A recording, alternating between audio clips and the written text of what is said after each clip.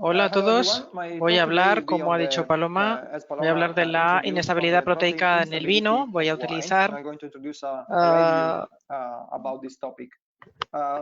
bueno, voy a dar las gracias sobre todo a Amazon Ibérica por haberme invitado y por haberme permitido estar aquí para poder hablarles hoy, aquí. Para empezar, quisiera introducirles brevemente cuáles son las proteínas de las uvas, que son el tema de nuestra investigación. En las uvas tenemos básicamente 5 clases de proteínas.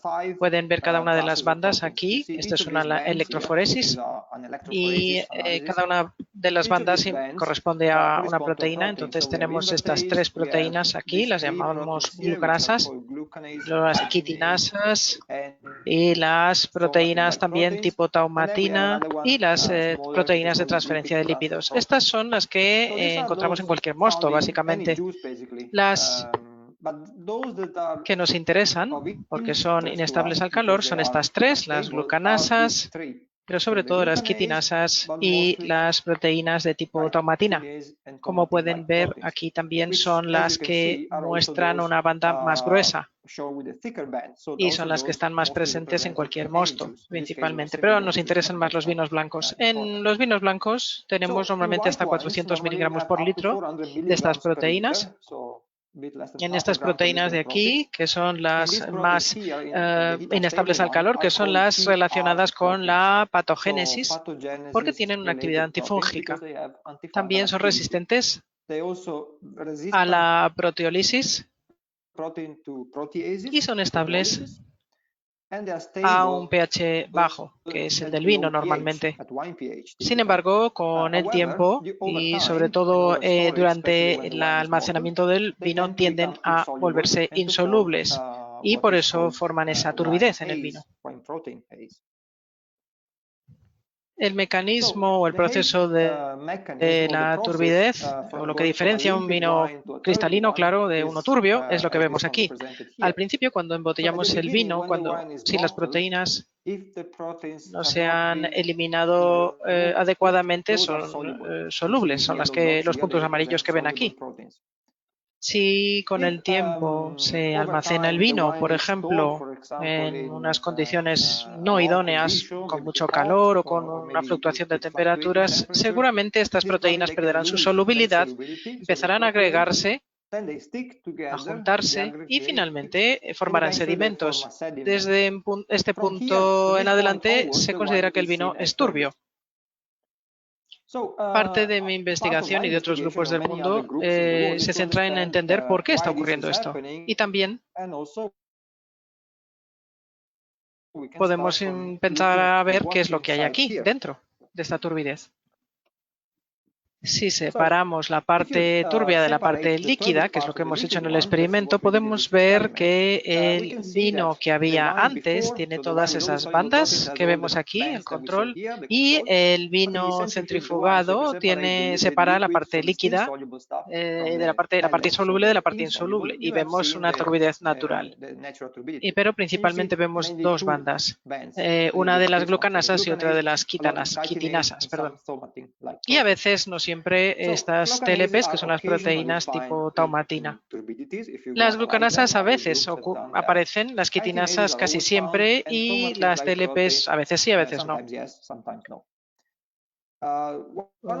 Con el calor, las quitinasas se despliegan de manera irreversible y las TLPs, las proteínas de tipo taumatina, según la información que tenemos, es que se despliegan, pero pueden replegarse otra vez al enfriarse, mientras que las quitinasas no conseguirán volver, una vez que están desplegadas, no volverán a plegarse. Así que esto es interesante para que podemos utilizarlas, estas características, y es algo que vamos a comentar más tarde en la presentación. Y esto todo con calor, obviamente.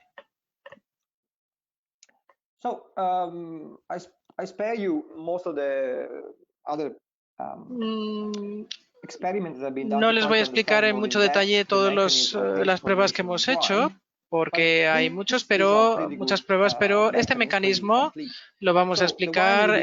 Aquí están las proteínas en su estado nativo o natural, en estado soluble, cuando el vino está limpio. El vino aparece limpio cuando están solubles. Si calentamos el vino, y esto es algo que ocurre con el tiempo, por ejemplo, durante el transporte, algunas de estas proteínas pueden desplegarse y algunas, como hemos dicho, pueden volver a su estado nativo, pueden volver a plegarse. Pero si tenemos en cuenta que algunas están en una forma desplegada, exponen sus sitios de unión hidrofóbicos, entonces se pegan unas a otras, se agregan, empiezan a ganar en tamaño y forman otros componentes como sulfatos, sales, metales y fenoles. Se pegan también a estos agregados, de modo que estos agregados tienen naturalezas cruzadas, naturalezas mixtas, de modo que hay un cruce cruzado, si me permiten, o una unión cruzada. Y con lo cual estas proteínas, estos agregados proteínicos se vuelven insolubles y por eso el vino acaba apareciendo con ese aspecto turbio. ¿Por qué esto es importante? Porque al saberlo, por un lado podemos intentar conseguir pruebas o tests más predictivos para poder predecir el potencial de enturbamiento y de inestabilidad de los vinos. Y por otro lado también podemos intentar encontrar alternativas a la solución actual más común, que es la bentonita, para prevenir o para evitar la formación de turbidez.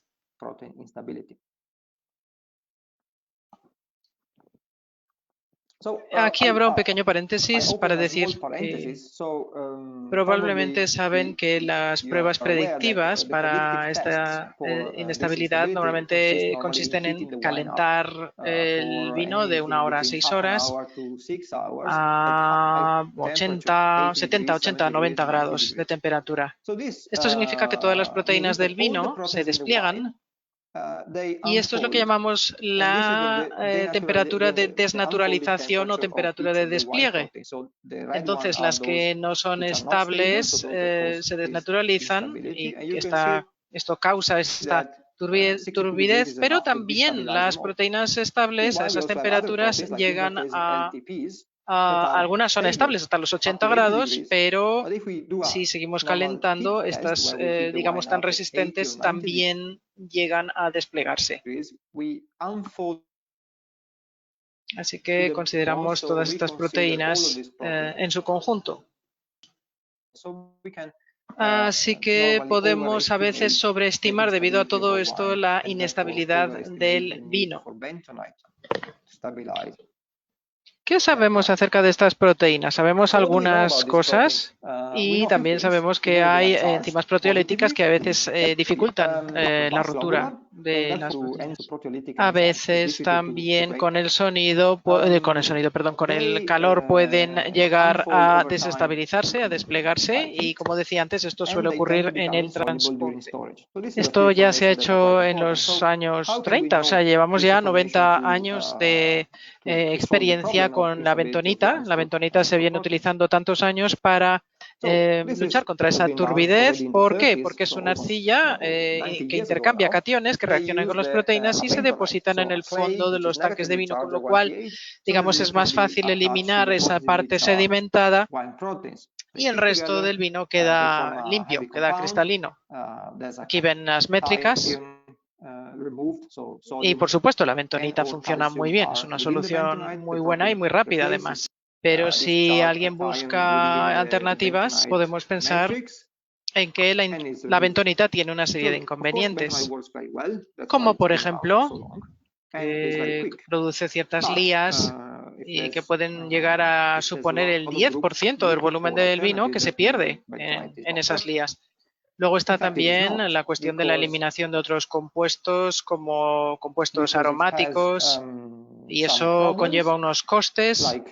Luego no se puede reutilizar, no es específica para las proteínas del vino. Luego está la cuestión de la logística de preparación y adición, y también hay problemas de seguridad y salud. Y finalmente tampoco se diluye. Está la cuestión de la dilución de vino. Entonces, sobre todo el coste para la industria, considerando todos estos inconvenientes, es de $1.000 millones, lo que en inglés sería $1 billion, ¿no? Pues $1.000 millones.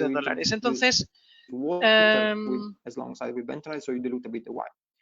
hay algunos agentes que sirven para la clarificación, agentes alternativos como la quitina, por ejemplo, el circonio, los carragenanos o carrageninas, las nanopartículas magnéticas, las zeolitas y las adiciones de taninos. Y también hay una desestabilización de proteínas gracias a la pasteurización, a microondas, a tratamientos de alta presión y a campos eléctricos pulsados. Y por supuesto también, que no se nos olvide, están las enzimas proteolíticas, que son, luego hablaremos de ellas, una buena solución. Bueno, las zeolitas naturales, para ir explicando algunas de las mencionadas, son aluminosilicatos de sodio y de calcio que tienen una carga negativa al pH del vino, similar a la bentonita, pero sin comportamiento de contracción o de hinchamiento.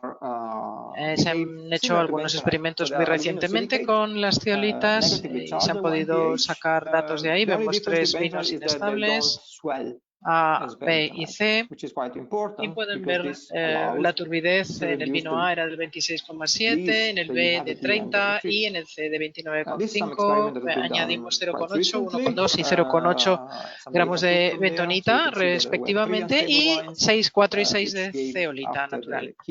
Los vinos se estabilizaron, el volumen de Elías fue, a pesar de la alta tasa, fue más bajo que con la bentonita. Se pudo eliminar el potasio y, como digo, se estabilizó completamente en los vinos. En cuanto a las desventajas, las dosis son más altas o eran más altas que las requeridas. También falta la aprobación de la OIV y no conocemos los costes aún. El coste de todo esto. Otra alternativa es el circonio. Es un material mesoporoso y que se muestra que se une a las proteínas y las elimina y bueno, modifica la composición del vino. En las adiciones de vino ineficientes en este experimento se ha agregado durante la fermentación en forma de pellets. Pueden ver el control en azul con su contenido de proteínas, 150 gramos por litro. Bueno, empezaron con 200 y fue poco bajando, o rápidamente bajando, a partir de la adición de circonio. Y ven hasta dónde bajó. En 12 días. Y el vino se estabilizó, en este caso. La ventaja de utilizar el circonio es que se puede regenerar, se puede lavar, lo cual está muy bien. Se puede lavar con hidróxido de sodio. También tiene una mayor tasa de fermentación. Se producen vinos estables, no se producen lías. No hay cambios significativos sensoriales o de composición, pero de sus desventajas se necesitan dosis altas, se eliminan metales y no se requiere agitación durante la fermentación. Otra alternativa es el carragenano o carragenina. Se utilizan los dos nombres. Es un polisacárido de la pared celular extraído de las algas rojas del mar. También está cargado negativamente a pH bajo y por tanto se une a las proteínas del vino que tienen carga positiva. Y se utiliza en cerveza para estabilizar proteínas y clarificar de cobre. Ven aquí el ejemplo. En cada caso los vinos se han desproteinizado y estabilizado. Así que es eficaz en la eliminación de proteínas de uva y de vino y tiene un bajo impacto sensorial y químico, con lo que ha habido un desarrollo muy positivo a partir de ahí. Otra alternativa es la utilización de nanopartículas magnéticas recubiertas que se unen a las proteínas de vino inestables De modo que si se agregan al vino inestable, estas partículas reaccionan con las proteínas y se pueden eliminar con un imán externo. Es muy rápido, es efectivo y rápido, es una eliminación efectiva y rápida de proteínas con una producción mínima de Elias, un impacto mínimo en la composición del vino, potencialmente es reutilizable y como desventajas hay potencial para residuos, necesita la aprobación de la OIV, los costes no se conocen, y luego necesitas altas tasas de aplicación para eliminar las proteínas, para estabilizar el vino. Y una alternativa descubierta recientemente es el uso de polvo de semilla de uva, que están llenas de taninos y que pueden agregarse a las proteínas del vino para eliminarlas. Las ventajas es que estabilizan o pueden estabilizar vinos y se valora un producto de desecho normalmente. Pero las desventajas es que se requieren dosis muy altas, hasta 20 gramos por litro, y tienen una serie de efectos sensoriales que aún son desconocidos. No se ha investigado y eliminan las proteínas uniéndose a los fenoles, que no lo había comentado. Luego, por tanto, por todo esto, las proteasas serían la solución ideal, pero las proteasas que pueden degradar las proteínas del vino en condiciones de vinificación no están disponibles actualmente. Es muy difícil encontrarlas porque funcionan generalmente a un pH más alto que el vino y a temperaturas más altas que la vinificación en sustratos más fáciles. ¿Qué se puede hacer aquí? Se ha trabajado con las proteasas de Botrytis cinerea y se ha demostrado que la Botrytis cinerea BCAP8 fue efectiva contra las quitinasas de uva durante la fermentación del mosto sin la necesidad de calentarlo. Y ven que aquí en la gráfica que las quitinasas bajan mucho. Entonces esto va a estabilizar parcialmente el vino, pero no completamente. Tenemos que tener en cuenta la cuestión del calor. Los vinos contenían menos inestabilidad proteica inducida por calor. Y una solución que se nos ocurrió hace unos años fue degradar las proteínas de uva mediante el calor, es decir, desplegarlas mediante el calor y utilizar o añadir enzimas, porque si tienes enzimas cuando las proteínas se despliegan se pueden degradar, o por lo menos se puede conseguir de una manera mucho más fácil si se añaden proteasas justo cuando las proteínas están en su estado desplegado. Pero esto implica la pasteurización del mosto en presencia de una cierta cantidad de proteasa llamada aspergillopépsido. Y esto funciona bien porque esa proteasa se añade cuando las proteínas están desplegadas y con lo que se forman péptidos. Solo se degradan las proteínas inestables al calor, se estabiliza el vino, no hay efectos químicos o sensoriales en comparación con la bentonita. Y bueno, lo que sí necesitas cierto equipo y, por supuesto, la aprobación de la OIV. Se puede hablar más de esto, pero bueno, y también es rentable porque no hay lías y lo único en desventajas necesitas, como digo, el equipo necesario y necesitas actualizar el test de calor. Entonces, en cuanto a los mensajes a recordar, pues tenemos que pensar que hay que conocer los mecanismos de formación de turbidez para mejorar la eficiencia de la bentonita y proponer nuevas estrategias para la estabilización del vino. Hay muchas alternativas prometedoras, como por ejemplo el polvo de semilla de uva, las zeolitas, aunque el primero está en las primeras etapas de desarrollo. También se encuentran en etapas intermedias de desarrollo la carragenina y la alternativa de nanopartículas magnéticas. Y una está en la etapa final, es decir, esta que les he explicado al final, la del calor más proteasas, que está en proceso de aprobación, pero en la fase final por la OIV. Y se hablará de esto más tarde, estamos seguros. Bien, esto es lo que quería comentarles. Quiero agradecerles a todos por su atención y, por supuesto, a los organizadores por haberme invitado.